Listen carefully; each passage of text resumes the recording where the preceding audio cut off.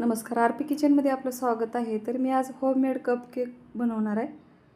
तर मी गव्हाच्या पिठापासून आणि गुळापासून केक बनवणार आहे.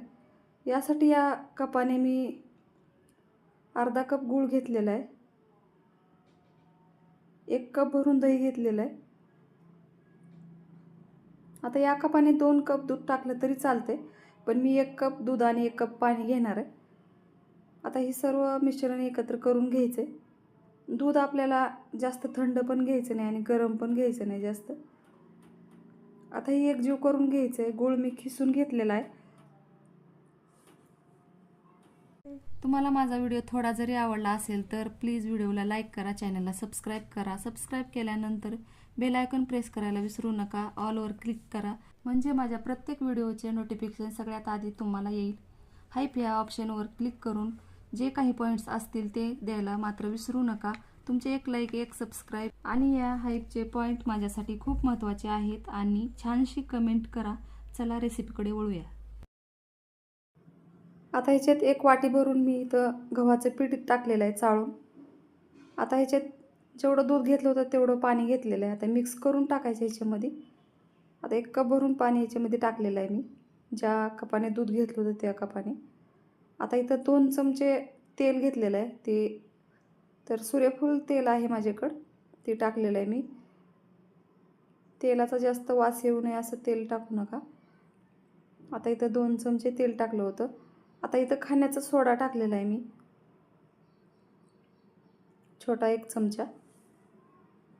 आता एकदम छान असं मिश्रण तयार झालेलं आहे केकसारखं.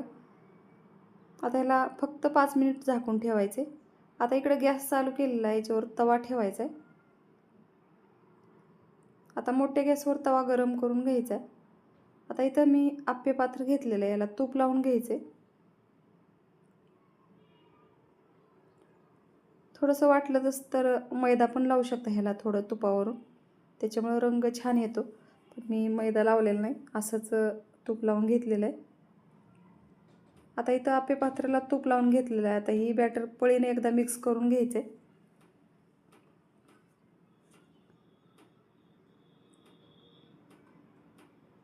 आता ह्याच्यामध्ये आप्पे पात्रामध्ये टाकून घ्यायचे.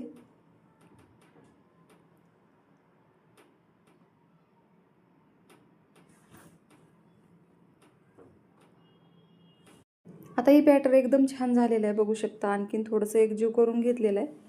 तुम्हाला जर वाटलं तर थोडासा गूळ आणि टाकू शकता गोडीसाठी, पण एकदम परफेक्ट असं सर्व साहित्य घेतलेलं आहे मी. आता या आप्पे पात्रामध्ये टाकून घ्यायचं आहे. तर बघू शकता या पिठाला अशा पद्धतीनं घडी पडली की समजायचं एकदम छान असं केकचं पीठ तयार झालेलं आहे. या पद्धतीनं बघू शकता.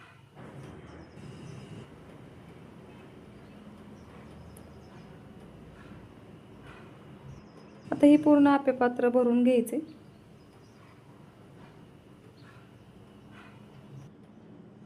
तर अशा पद्धतीने थोडंसं टॅप करून घ्यायचे आणि वरून काजू, बदाम आणि पिस्ता टाकायचा थोडासा.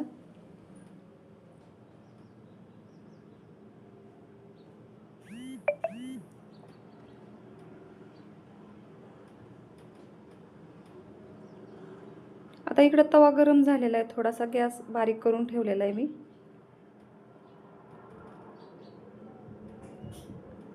आता ही तव्यावर ठेवायचं आप्पे पात्र. आता या आप्पे पात्राचा माझा दांडा निघत नाही, त्यामुळे मी असंच दांडा ठेवलेला आहे.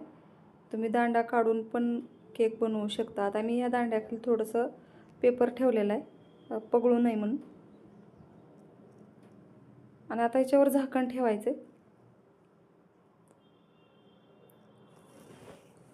आता बाजूने थोडंसं मी पेपर ठेवणार आहे, कारण केकला हवा लागू नये म्हणून. आता बघू शकता एकदम छान असं थोडं थोडं फुगत आलेला आहे केक. तर तुम्हाला दाखवते जवळून. आता याला 20 ते 25 मिनिटं असंच ठेवायचे कमी गॅसवर.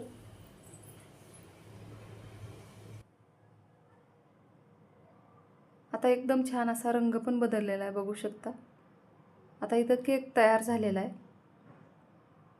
आता दुसरं शिल्लक राहिलेलं बॅटर मी एका वाटीमध्ये ठेवलेलं आहे, दुसऱ्या तव्यावर झाकून ठेवायचे. आता ही तुम्हाला केक मी बाजूला काढून दाखवणार आहे. आता टूथपिकनं दाखवत आहे तुम्हाला, तर अजिबात चिटकलेलं नाही आणि केक इथं तयार झालेला आहे. आता तुम्हाला बाजूला काढून दाखवणार आहे. तर बघू शकता एकदम छान असा रंग आलेला आहे आणि एकदम छान जाळीदार असे केक तयार झालेले आहेत.